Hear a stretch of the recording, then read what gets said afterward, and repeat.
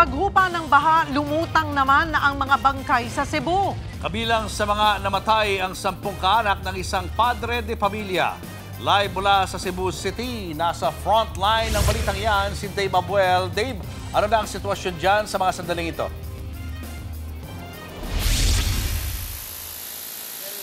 Matapos na ang matinding baha, perwisyo naman sa bahay ang pinaharap ng ilang residente. Bukod sa mga nasirang sasakyan at bahay, ang pinakamasaklap yung mawalan ka ng mahal sa buhay. Isang padre de pamilya nga ang nagkwento sa atin kung paano ba siya nalagasan ng mga kaanak. Sa evacuation ng Barangay Bakayan sa Cebu City, nakausap ng News 5 si Tatay Jimmy Abatayo. Hindi niya napigilang maiyak nang ikwento ang trahedyang dinanas ng kanyang pamilya. 10 kaanak niya ang namatay habang 3 ang nawawala pa rin hanggang ngayon. Sakit, sir. Sakit yun. Mbut, nagmahigay ko, sir. Sakit. Daghan. Ako yung nagpalaki sa kanila. Sakit. Kasi ako, nag-isa na lang. Wala na ako. Hindi ko ka mbut, puso ko hindi na tanggap. Ayon kay Abatayo, mabilis tumaas ang tubig hanggang sa natrap sila sa second floor ng kanilang bahay. Sa kasamaang palad, biglang gumuho ang bahay at inanod silang lahat. Tanging si Abatayo lang ang nakaligtas.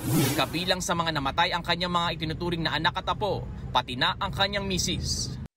B, ikaw B, pinangga ka ba mo?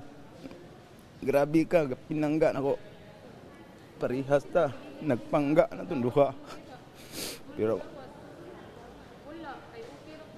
iniwan ko ninyong lahat. Kayong lahat na iwan sa ako. Kabilang sila sa mahigit 70 namatay sa Bagyong Tino. Sa bayan naman ng Compostela sa Cebu Province, may mga bangkay ring nakahambalang sa mga kalsada. Inanod ng matinding baha, pati mga bahay winasak ng bagyo. Good morning mga kapatid, nandito kami, naanod yung bahay namin. Nagkumpulan sa mga bubong ng bahay ang mga residenteng yan sa Mandaue City. Habang lubog sa rumaragas ng baha ang kalsada. Taas ng bahay, naanod yung tinitirahan namin. Ang ilan nakapayong, pero ang mga babaeng yan, whiteboard ang ginamit na panangga sa ulan. Sa pagsampa rin sa bubong nakaligtas ang pamilya ni Gwency Glidel Casas. Nagtalukbong sila ng trapal, panangga sa hangin at ulan. Isa sa kanila nakayakap sa Santo Niño. Ang pamilya naman ni Esteban Roy sa Talisay, sa bubungan na rin muna nanatili. Pataas kasi ng pataas ang tubig sa kalsada. Sa drone video namang ito, kita ang mga sasakyang inanod ng baha. Nagpatong-patong at humambalang ang mga ito sa eskinita. Ang puting SUV na yan, nakasubsob ang nguso sa putikan. Meron ding mga sasakyang tumagilid. Bukod sa mga sasakyan, wasak-wasak din ang mga bahay. May mga natibag na pader. Nagkalat ang mga basura at nabalot naman ng putik ang mga bahay. Ang mga residente hindi alam kung paano magsisimulang muli. Sobrang hirap nga maglimas kahit gumamit ka ng pala, sobrang hirap. Yung mga appliances wala na putik na. Paano po kayo ngayon babangon? Ayun ang hindi ko alam. Pero God will provide.